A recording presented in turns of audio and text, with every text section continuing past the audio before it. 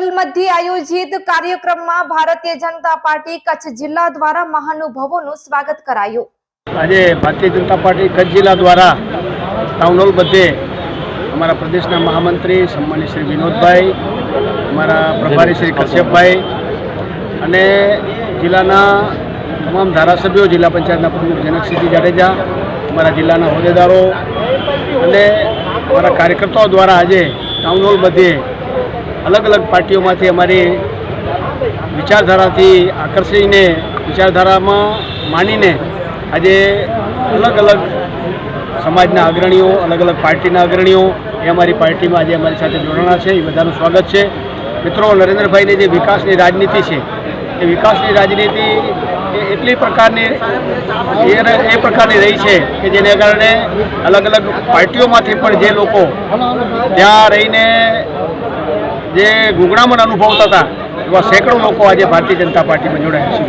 અમારી પાર્ટીમાં કોઈ નુકસાન ફાયદો જોઈને અમે લેતા નથી, પરંતુ કુલ મળીને અમારી સાથે વિચારધારાથી આકર્ષાઈ અને અમારી જે પ્રકારની વિકાસની રાજનીતિ છે એને આકર્ષાઈ અને લોકો આવતા હોય છે અને અમારો પ્રયત્ન એવો હોય છે કે બધા અમારામાં દૂધમાં જેમ સાકર ભળે એમ ભળી જતા હોય છે। આ પાર્ટીની વિશેષતા રહી, એટલે આ બધા લોકો આવ્યા છે એનું અમારે આજે સ્વાગત છે। ઘણા બધા મિત્રોની એક લાગણી હતી કે તમારી શક્તિને સકારાત્મક દિશામાં વાળો, અને આ અગાઉ પણ ભારતીય જનતા પાર્ટીના અનેક મિત્રો કે જે નામી અનામી મિત્રો સાથે અવારનવાર ચર્ચાઓ થતી, ત્યારે એ લોકોની પણ એક એવી લાગણી હતી કે ભાઈ તમે સાથે આવો તો વધુ મજબૂત બની શકીએ। અને ખાસ કરીને આજે જ્યારે સમગ્ર ગુજરાતની અંદર છેલ્લા 30 વર્ષથી ભારતીય જનતા પાર્ટીના સુશાસન નીચે ગુજરાતમાં જ્યારે કામ થઈ રહ્યા છે અને ગુજરાતના પનોતા પુત્ર એવા દેશના યશસ્વી વડાપ્રધાન માનનીય શ્રી નરેન્દ્રભાઈ મોદી ની જ્યારે દીર્ઘદ્રષ્ટિને ધ્યાનમાં રાખીને જે દેશમાં સુશાસન ચાલી રહ્યું છે એ સુશાસનને અનુસંધાને અમને પણ એમ થયું કે અમારી શક્તિઓને અમે સકારાત્મક દિશામાં વાળીએ। અને આજે મુન્દ્રા શહેર ભાજપના પ્રમુખ ભાઈ શ્રી સંજયભાઈ, મુન્દ્રા નગરપાલિકાના પૂર્વ અધ્યક્ષ શ્રી કિશોરસિંહભાઈ પરમાર, અરવિંદભાઈ પટેલ અને શહેરના સંગઠનના અને તાલુકા સંગઠનના વિવિધ પ્રભારીઓ અને હોદ્દેદારોની હાજરીમાં જ્યારે આજે ભારતીય જનતા પાર્ટીનો ખેસ પહેરવાનું ગૌરવ થયું છે, ત્યારે વધુ પડતો આનંદ થાય છે। અને આવનારા સમયની અંદર જેમ દૂધમાં સાકર ભળી જાય એમ અમે ભારતીય જનતા પાર્ટીમાં સૌ સાથે મિલી અને ખંભે ખંભા મિલાવીને કામ કરશું અને મુન્દ્રાના વિકાસના કાર્યોમાં એક સહભાગી બનવાનો અવસર પ્રાપ્ત થયો છે, ત્યારે હું મારી જાતને ખુશ અનુભવું છું। વાત સાચી છે, ક્યાંક ને ક્યાંક કોઈક જગ્યાએ વિકાસના કામોમાં સામે અપોઝિટ પાર્ટીમાં હોઈએ એટલે સ્વાભાવિક છે કે ક્યાંક ને ક્યાંક કિન્નાખોરીનો ભોગ બનતા હતા, પરંતુ અત્યારે આ એક ભારતીય જનતા પાર્ટીની અંદર જોડાણા છીએ ત્યારે જે કઈ કાર્યોના વિકાસ કાર્યો અધૂરા છે ત્યાં વિકાસ કાર્યોમાં વધુ અમે કામ કરાવી શકશું અને વધારે વિસ્તારોમાં વધુ લાભ અમારી શક્તિનો આપી શકશું એવો વિશ્વાસ છે। અને ભારતીય જનતા પાર્ટી પણ અત્યારે જેને કહીએ કે 2014 પછીનો જે દેશનો માહોલ છે એની અંદર દિન દુગની અને રાત ચોકની પ્રગતિ કરી અને સમગ્ર વિશ્વની અંદર ફર્સ્ટ નંબરની જ્યારે પાર્ટી બની છે, ત્યારે આ પાર્ટીનો એક હિસ્સો બન્યા છીએ।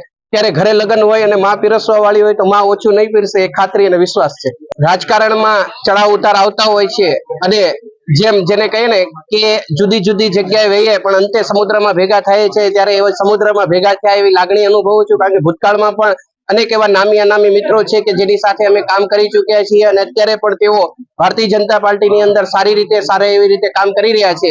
ત્યારે સૌ સાથે મળીને કામ કરશું। અને રહી વાત કોઈના આવવાથી કે કોઈના જવાથી કઈ પાર્ટીને નુકસાન થતું નથી, કારણ કે એક લોકશાહીની અંદર જ્યાં જેની સાથે કામ કરવાની મજા આવે ત્યાં કામ કરતા હોઈએ છીએ। એટલે હું ભૂતકાળમાં કોઈની ટીકા ટિપ્પણી કરવા નથી માંગતો, પરંતુ અત્યારે જયારે નવા ઘર ભારતીય જનતા પાર્ટીમાં આવ્યા છીએ ત્યારે એટલું કહીએ છીએ કે દૂધમાં જેમ સાકર ભળી જાય એમ ભળી અને કામ કરશું। અને જે મિત્રો એ કોંગ્રેસમાં રહ્યા ત્યારે પણ જે લોકોએ નામી અનામી મિત્રોએ સાથ સહકાર આપ્યો છે એમનું પણ અહીંથી દૂધ સ્વીકારીએ છીએ અને આવનારા સમયમાં એ લોકોને પણ અમારી સાથે લાવવાનો પ્રયત્ન કરીએ છીએ। અને આજે જે એટલી મોટી વિશાળ સંખ્યામાં અમારી સાથે જે જોડાણા છે એ મિત્રોનો પણ હૃદયપૂર્વક આભાર માનીએ છીએ। અને ખાસ કરીને અમે તો જ્યારે પદાધિકારી તરીકે કે હોદ્દેદાર તરીકે અમે કામ કરી ચૂક્યા છીએ, પણ આવનારા સમયમાં અમારા ઉપર વિશ્વાસ મૂકીને અમારી પાછળ જેટલી પણ મોટી ટીમ આવી છે એ લોકોનું માન સન્માન જળવાય એવી અત્યારે આ ટીમ પાસે પણ અમે આશા અને અપેક્ષા રાખીએ છીએ।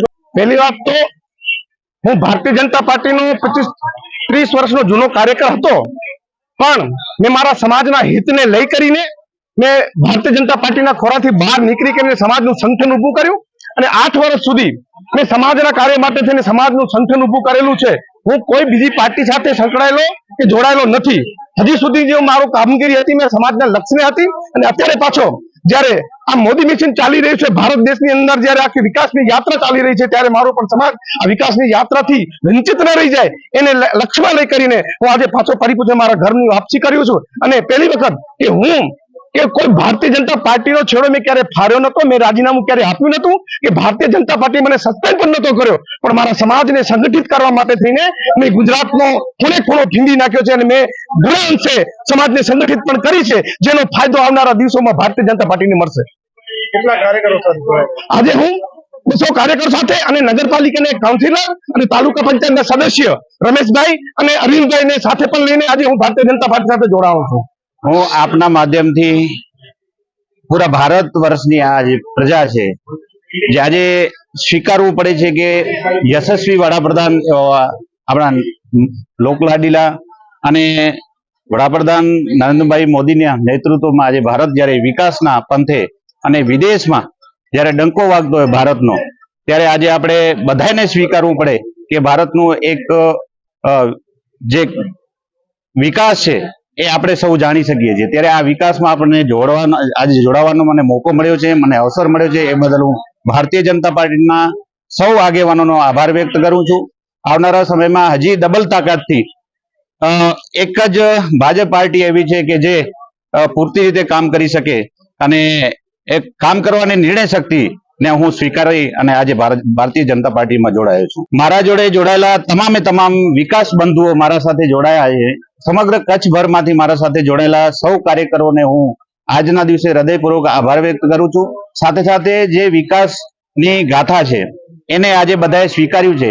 મારા એક ટેલિફોનિક સંદેશથી આજે કચ્છભરમાંથી 501 કાર્યકર્તાઓ મારા સાથે જોડાયા છે. આજે ભારતીય જનતા પાર્ટીનો આટલું મહત્વ અને ક્રેઝ વધ્યું છે એનું કારણ એ કામ બોલે છે, અને કામ કરવાની મને પોતાને ધગશ છે, અને મારે કાર્યકર્તાઓને પણ કામ જ જોઈએ છે.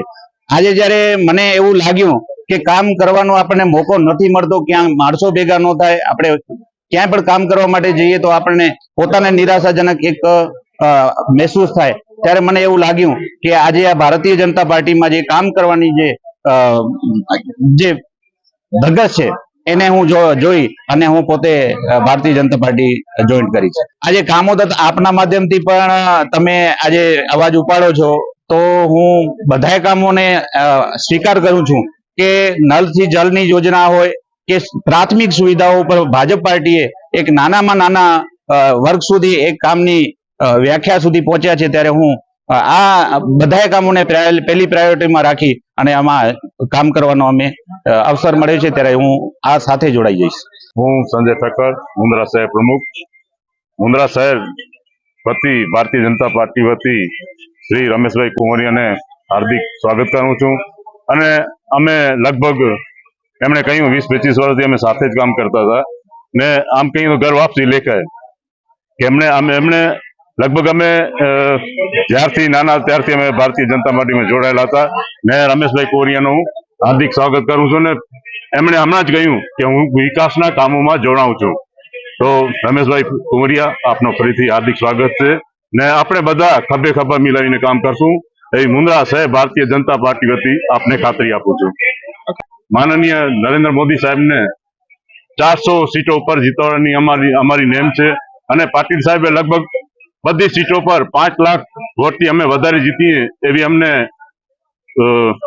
કામ કરવાનું બીણું આપ્યું છે. તો રમેશભાઈ, કિશોરભાઈ પિંગોળ, મુકેશભાઈ ગોળ ના જોડાવાથી અમારે વધારે તાકાતવાર અમે બનશું, અને 5 લાખ ઉપર મતથી કચ્છના જે સાંસદ હશે એને વિજય બનાવી અને દિલ્હી લોકસભામાં અમે મૂકશું.